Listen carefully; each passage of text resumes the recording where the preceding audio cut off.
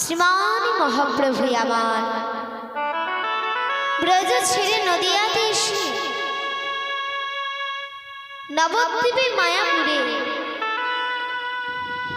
শশীগর্ভ সিন্ধু মাঝি আবির্ভূত হয়েছে। কাদের জন্য মা? আমাদের তো পাপাচ্ছন্ন জীবের জন্য। তিনি উদয় হয়েছেন এই ধরাধামে। জীবের নিস্তর লাগি আমার নন্দ সুত হরি, আমার নন্দ সুত হরি। ভুবনে ভুবনে প্রকাশ হলে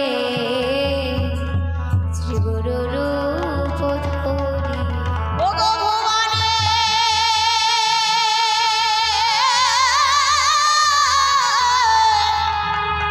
ভুবনে প্রকাশ হলে শ্রী গুরুর রূপ ধরি।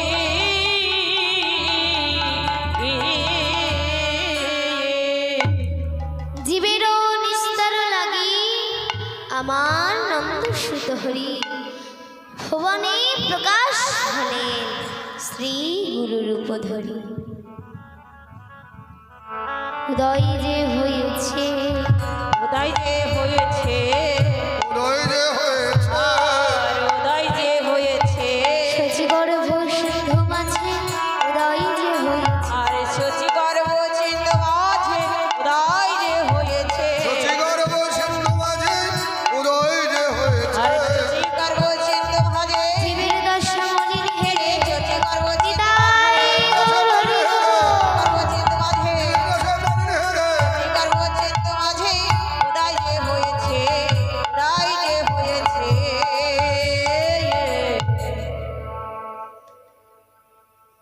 শশীগর্ভ সিন্ধু মাঝে অবতীর্ণ হয়েছেন তিনি। তাহলে কেন তিনি শশীগর্ভ মাঝেই উদয় হলেন?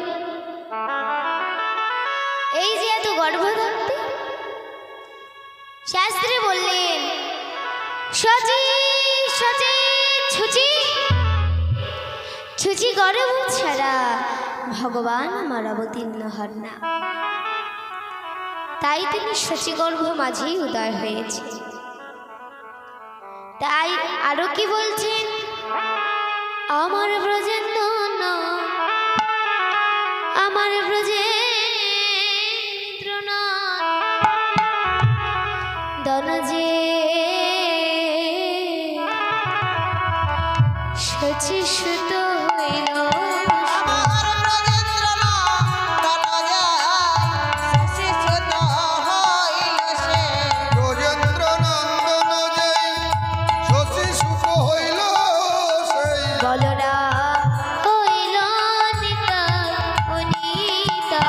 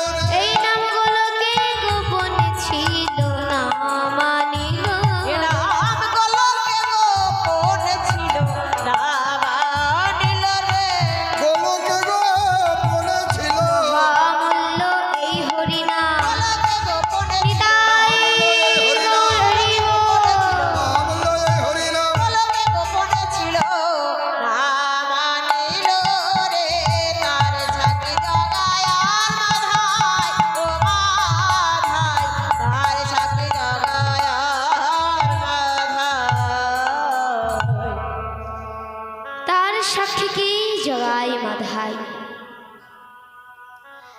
তাহলে বাবারা মায়েরা, মহাপ্রভুই আমাদের জন্য কোন নাম নিয়ে এসেছে? চৈতন্য চরিতামৃতে কৃষ্ণদাস কবিরাজ গোস্বামী কলম দিলেন, অনারপিত চিরঞ্জিরা করুণায় অবতীর্ণ কলম, সমার্পয়িতুমুন্নত উজ্জ্বল রসা সভক্তি শ্রিয় হরিপুরট সুন্দর দুতি কদম্ব সন্দীপিত সদা হৃদয় স্কন্দরে স্ফুরত বা সচির্ণানন্দ। মোরা তো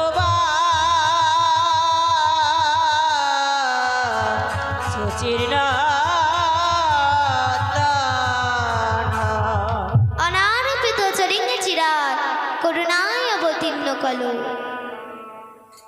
সমার্পয়ী তুমজ্জ্বল উজ্জ্বল রসা সভক্তি শ্রিয়া হরিপুরট সুন্দর দুতি কদম্ব সন্দীপিত সদা হৃদয় স্কন্দরে স্ফুরত সচির নন্দন। অর্থাৎ যা ছিল চিরই অনার্পিত, কোনো কালে কোনো যুগে তাহা অর্পণ করা হয় নাই বা আস্বাদন করা হয় নাই। সেই ব্রজের উজ্জ্বল রস, গোলকের প্রেম ধর, মহামন্ত্র হরিনাম গৌর হরি আমাদের মতো জীবের জন্য নিয়ে এসেছে। আমার গৌর এলো নদিয়া, আর গৌর এলো নদিয়ায়, গৌর নদিয়া, আর গৌর এলো নদিয়ায়, এই হরিনাম আর প্রেম নিয়ে গৌর এলো নদিয়া। আর হরিনামার প্রেম নিয়ে গৌর এলো নদিয়ায়, হরি নামর প্রেম নিয়ে গৌর নদিয়া, জীবকে উদ্ধার করবে বলে গৌর এলো নদিয়া। আর দিকে উদ্ধার করবে বলে গৌর এলো নদিয়ায়। কলির জীবকে উদ্ধার করবে বলে গৌর নদিয়া, আমার গৌর এলো নদিয়া। আর গৌর এলো নদিয়ায়। আমার গৌর নদিয়া। আমার গৌর হরি নদিয়ার মাঝে উদয় হলেন। আজ উদয় হয়ে আমাদের মতো জীবের প্রতি লক্ষ্য করে বলছি, লক্ষ্য করে বলেছে, ওরে আমার কুলের জ্ঞান অন্ধ কর্ম অন্ধ মায়া হত বিষয়ে ভোলাজি, তোরা বিষয় আশায়ের বালিশ মাথায় না দিয়ে অহংকারের বিছানা পেতে আর মোহ ঘুমে ঘুমে থাকিস না। ওরে তোরা চেয়ে দেখ আমি তোদের জন্য কি ধন নিয়ে এসেছি।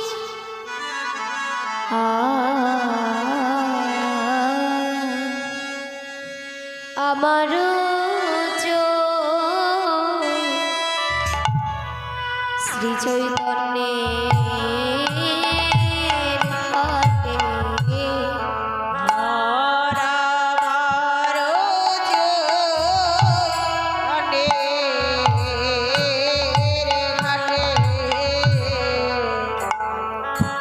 আমার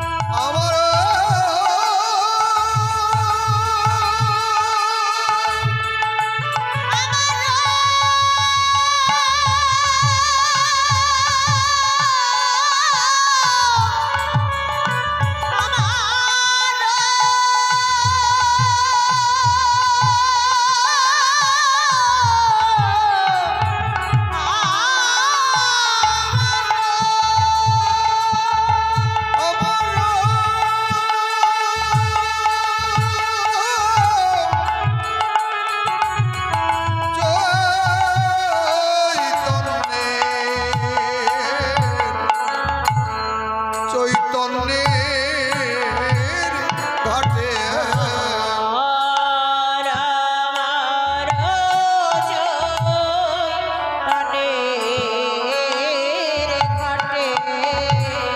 আর আমার তন্নের ঘাটে দেখো দেখো আদা খেয়া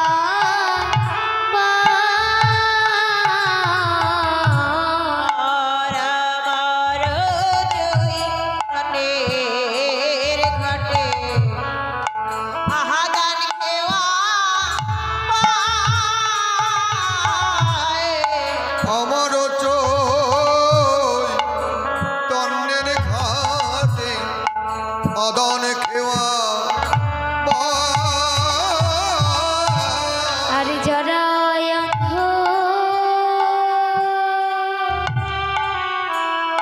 প্রিয় তুরয়া বোধি পার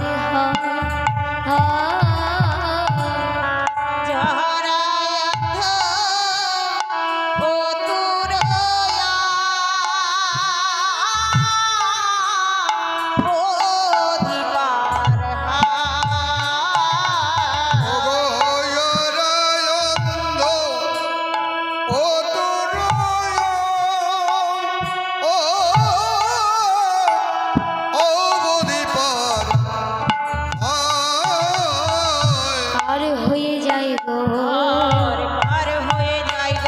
সবাই পার হয়ে যায় গো আমার চই তন্নের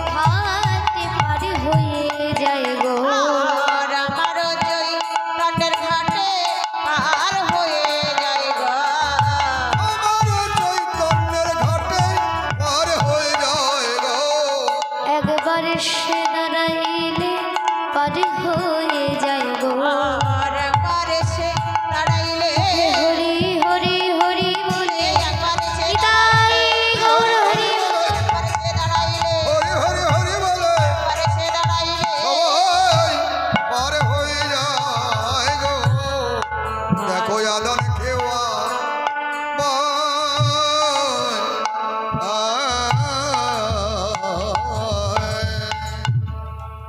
আমার চৈতন্যের ঘাটে আদান খেয়াবয় জরায় অন্ধয় তুরয়া বোধি পার হয় আমার মহাপ্রভু সবাইকে পার করে দেন যে একবার হরি হরি বলে দাঁড়ায় তাকেই তিনি পার করে দেন তাই দেখুন মা আমার এই যে চৈতন্য মহাপ্রভু নদিয়ার মাঝে উদয় হয়েছেন এই উদয় হওয়ার মূল উদ্দেশ্যটি কি মূল কারণটি কি চৈতন্য চরিতামৃতে কৃষ্ণদাস কবিরাজ গোস্বামী বললেন গৌর অবতারের মূল উদ্দেশ্য হচ্ছে তিনটি বাঞ্ছা পূরণ তাহলে কি এই তিনটি বাঞ্ছা যাহা পূরণ করিবার জন্য গৌর হরি নদিয়ার মাঝে উদয় হলেন প্রথম বাঞ্ছা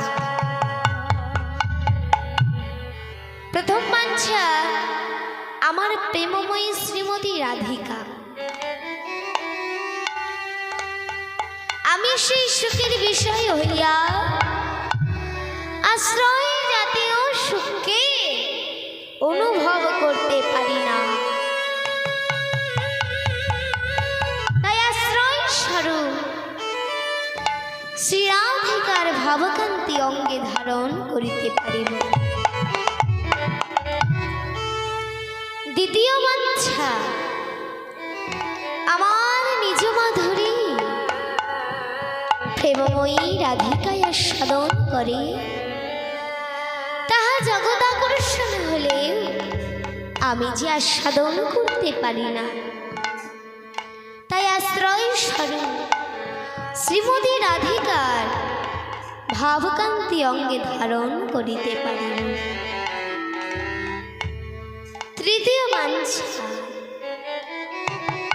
রাধিকায় আমার সঙ্গ সুখে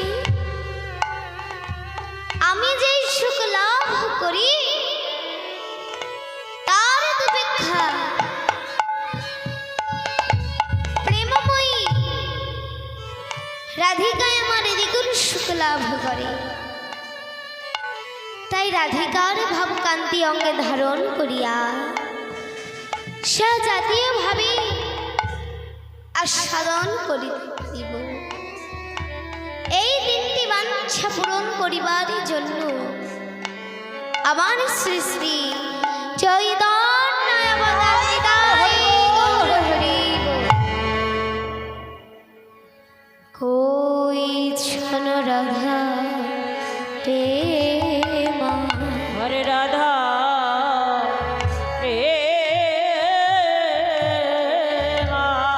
কই ছন মাধু মাধুরে মা ওই ছন মাধো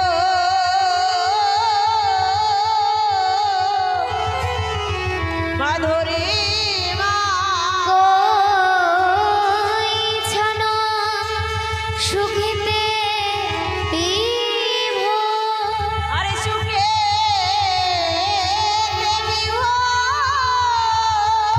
এ তিন বাঞ্ছিত ধন ব্রজে না হইল পুরানো কি কহব